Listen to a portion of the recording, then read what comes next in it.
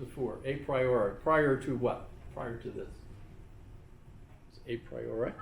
A posteriori is what follows. This happens after.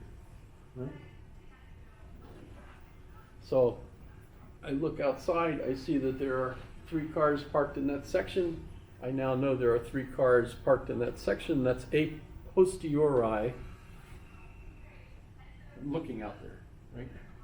And by the way, a priori, I didn't know how many cars were parked out there, because my a priori knowledge doesn't tell me that there's always going to be 3 cars parked in that spot, right? So I have to have experience, and once I have experience, I have a posteriori knowledge that there are 3 cars there, at least at the moment. Right? 2 other terms are analytic and synthetic. And these are actually based on Aristotle's square. So if you remember back when we were talking about the square, we have 4 different kinds of statements, A, E, I, O statements. The A statement is all of the subject set are in the predicate. The E statement is none of the subject set are in the predicate. The I statement is some of the subject set are in the predicate, and the O statement is some of the subject set are not in the predicate. So these are the 4 possible types of statements you can make that are true or false. Thank you, Aristotle. Very cool. The statements that are all, such as all S or P, and no S or P, you're talking about all the members of the set. Those are also considered definitional. If I say all horses are animals, that's part of the definition of horses. That horse is a gelding. That's not part of the definition of horses. That's something specific that I know from a posteriori. I know that a posteriori, having looked at the horse and knowing what to look for and noticing that that's a gelding. Synthetic statements are of the type some S is P, some S is not P. They're not part of the definition of the term. They're associated with the judgments that I make that are specific to a particular subject. They're not contained within the subject's concept. In other words, they're not part of the definition. Right? The cat is on the mat. That's specific to that particular cat and that particular mat, although you can actually, remember, you can swap the, when it's an I statement, you could just swap the predicate and the subject, and the mat is under the cat, you would have to say. Because you wouldn't say the mat is on the cat, because that would be dumb. Although sometimes that happens, especially sheets. The sheet is on the cat. Etc. So you've got 4 possible situations.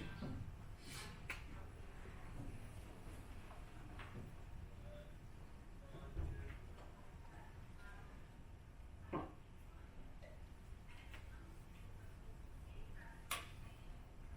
let's just say a priori up here, a posteriori over here.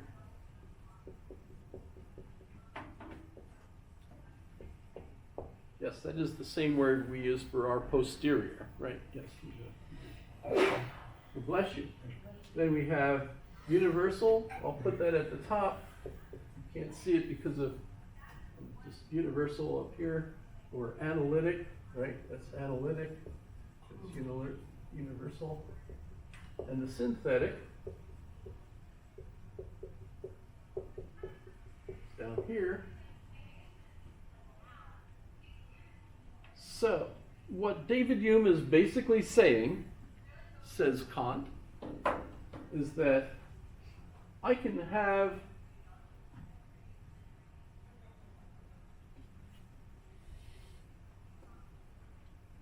an experience, and out of the result of that experience, I end up with a posteriori information. There's 3 cars over there, but I know that, right? if it turns out that constant experience tells me there's always 3 cars there, that's actually false. Saturdays there's no cars there, etc. But if we talk about something else that we get from inductive reasoning, such as finches seem to adapt their beaks to whatever environment they're in. Somehow, there's some kind of connection between finches growing up in an environment where the right berries are in the beaks of the right beak for those berries. We don't understand it. It's definitely something to do with epigenomics or whatever you call it.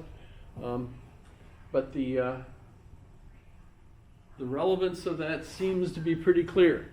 And as a result, we can say that our synthetic experience about finches and the size of their beaks, with exceptions, of course, because of malformation and the beaks sometimes going cross, and why did that happen? Was it something in the environment that basically prevented that bird from having a good beak, or what?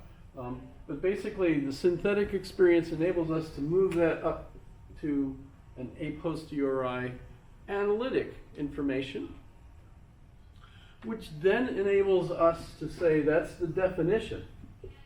So our experience tells us that we can learn stuff that can be expanded universally, and that universal experience then can be in our minds prior to having our next experience. So that when I'm driving by a field and I see horses out there, I know all kinds of things about those horses, right? Because I know the definition of horses and how they work, etc.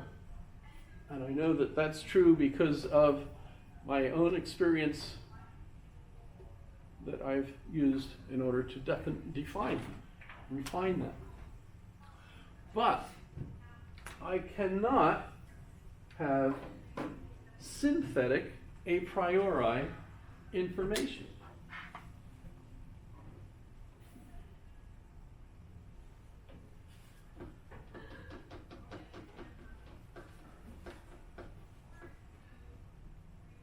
And that's where metaphysics comes in.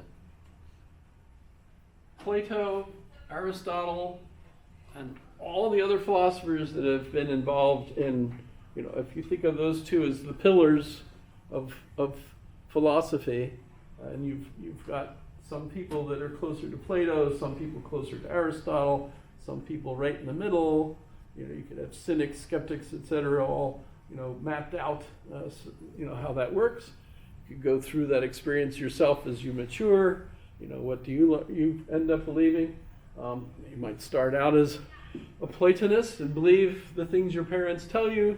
Then you get to be a teenager and you become a skeptic and you think Aristotle's right. And then by the time you're an old person, you go back to believing Plato was. That's kind of interesting. The arc of a typical long human life, right? We can't test them in the lab because there's no experiment that will enable us to say what causes things to happen prior to their causation. I can't have a prior knowledge of something that's essentially dependent on chance. So as far as Kant is concerned, Hume has demolished previous philosophy. So, and by the way, part of what reacts to Hume is what's referred to as the Scottish common sense school.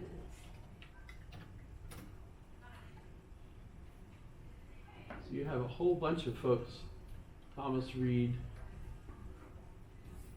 Adam Ferguson, I don't know if you're familiar with any of the Dougald Stewart, Scottish Enlightenment, all these folks basically are going to conclude philosophy is a pain in the butt. Getting involved in all of this metaphysical jargon is just a ridiculous waste of time. Do away with it and just be practical. Learn, from your school of hard knocks, which is interesting, I still would argue that reading a book enables you to learn the hard knocks that so many others have experienced and save you from having to find those out yourself. So it's kind of like the school of hard knocks on steroids, right? Reading. But basically the Scottish Common Sense School gives you the idea that sense experience, David Hume, were led to skeptical philosophy, but realists found this absurd, contrary to common experience. I would say that's a poor interpretation of Hume, because he's not really trying to get us to be so completely skeptical. He's just trying to stop philosophers from thinking they know the real answer. So just use common sense, basically. And I think that's where Americans get this idea that, don't study philosophy, it's a waste of time. Just go to school and study STEM. That's the best way to learn. And I think that's where you can get that from. But Kant isn't going to be satisfied with this, and he's going to give us an answer.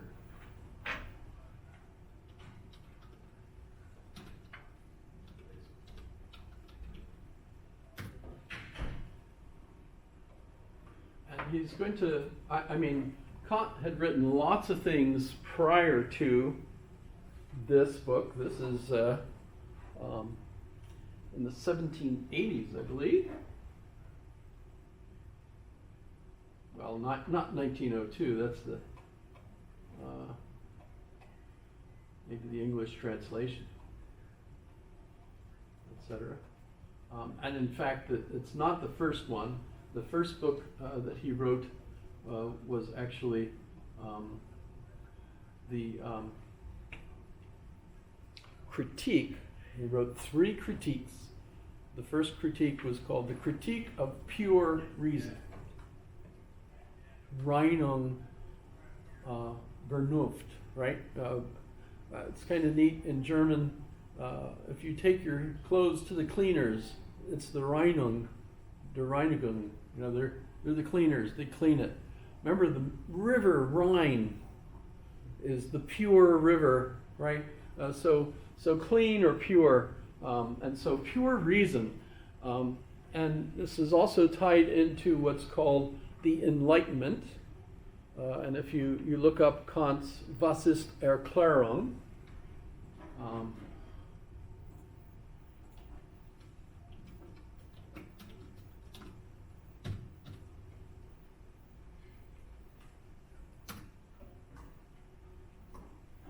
you got some other ones in there too, but what is Erklärung? It's a clearing up, basically, or clarity, right? Clearing up our reason, right? So what Kant is attempting to do is clear up our mistakes, get rid of the mistakes, and so on. And so his answer to Hume is that yes, in fact, we can have metaphysics. But how do we do it? Because he also agrees with the British empiricists that the only thing you can know for sure is what I'm experiencing at the moment. And think about all the problems you get. Remember the question of the self. How do you know you have a persistent self? Well, I've touched on this multiple times in class. Notice that's not what we think anymore today. We have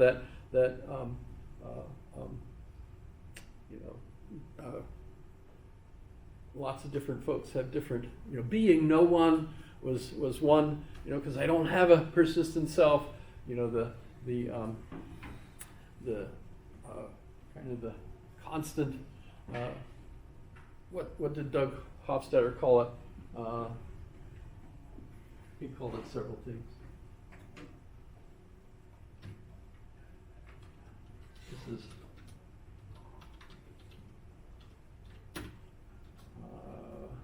I am a strange loop. I am a strange loop, right? That I'm kind of like a computer program that's constantly referring to itself. You get the brain. You've got, here's the human brain with the spinal cord, and you take off the covering sheet, which is like a plastic bag, not really, and then these are the lobes. These lobes are your visual cortex. This one is your cerebellum. This is etc. Right? This is optics. This is hearing. This is math. All that stuff. Where was I going with that? I got lost in the brain. Strange loop. Well, I'm a strange loop. So there's no place in there that says, "This is me. Hello, I'm here." I once I had a picture of a chromosome or something, and I used an art program to have a little bubble over it with an arrow, and I said, "Me," as if this one little spot was me. But yeah, but David Hume, of course, picks up on the idea that Berkeley already talks about, that I can't actually see myself. I don't actually have a sense experience of myself. It's my consciousness we think of, right? So, if that's the case, I strictly speaking have no sense of a persistent self. I like to think of me as me. I have certain data that the government says that's proof. I have ID cards. They don't look like me anymore right now, but so far no one has noticed it. They keep letting me on post, even though I don't look like my picture anymore. I should have thought of that first, right? But in any case, you get the idea. I don't have a sense that there's a persistent self. I have a sense that this is a persistent table. Or do I? David Hume says no. While I'm looking at it, feeling it, etc., now I'm not looking at it. Is it still there? It is. For that moment, though, I was trusting my memory that it was there. How do I know for sure that it was still there? How do I know that you are there? You all might just be a figment of my imagination. And I happen to like Figment. I met Figment in Disney World, at the World of Imagination. I even bought a little stuffed Figment and stuff. It was neat back in the day, right? Purple dragon, But in any case, how do I know you're there? You're gone. You're back. It really does make Hume sound stupid, right, when you do that. But when you think about crazy people, where's the border between us and crazy people? There are crazy people. I raised one. He saw Lincoln coming through the wall one day in school, and the teacher reported it to us out of concern that he really saw Lincoln come through the wall. Well, did you get his autograph? Wouldn't that have been neat? It's a problem. He's seeing things the rest of us don't. Maybe I'm crazy. How do I know I'm not? Maybe I'm in an insane asylum. Okay, so maybe this is an insane asylum and everyone is in agreement with that. But it's a different kind of asylum than that you get, Eli Wiesel writing about, that's different kinds of authors, that write about being in one, solving the problem of the person that believes they're Jesus. So you put them in an insane asylum with 5 others that all believe they're Jesus, and you sit them in a room and you have them discuss it. Okay, which of you is really Jesus? They've done that. That's I didn't invent that. That's a therapy for that. And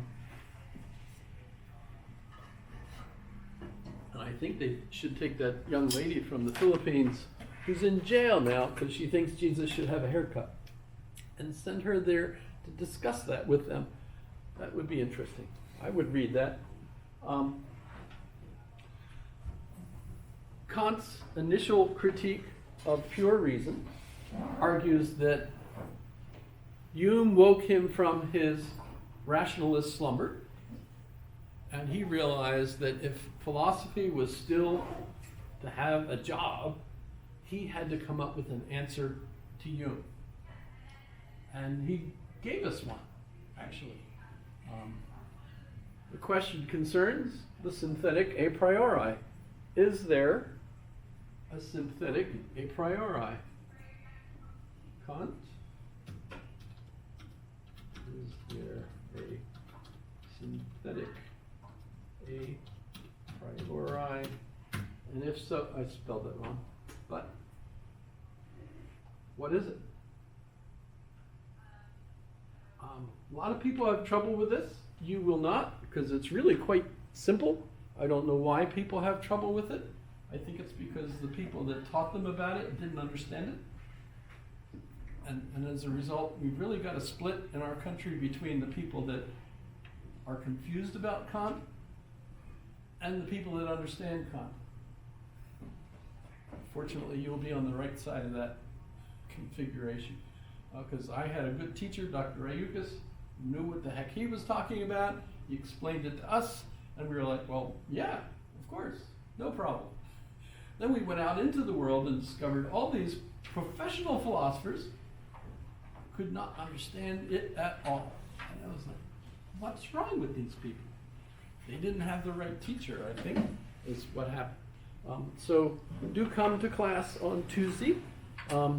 I think the quiz question for today was one of the ones they gave you last class, and that was if a tree falls in the forest and there's no one there to hear it, does it make a sound? Sorry, I jumped the gun a little bit on that one, but it's too much fun. And we're coming up on the highlight of this course, by the way, because the answer that Kant gives us is followed up by the Romantic period with Hegel and the League, and that really is the end of the advancement in our understanding of how understanding works. The rest of it are reactions to that. And you're home, basically. Because as Americans, we grow up with this. I also feel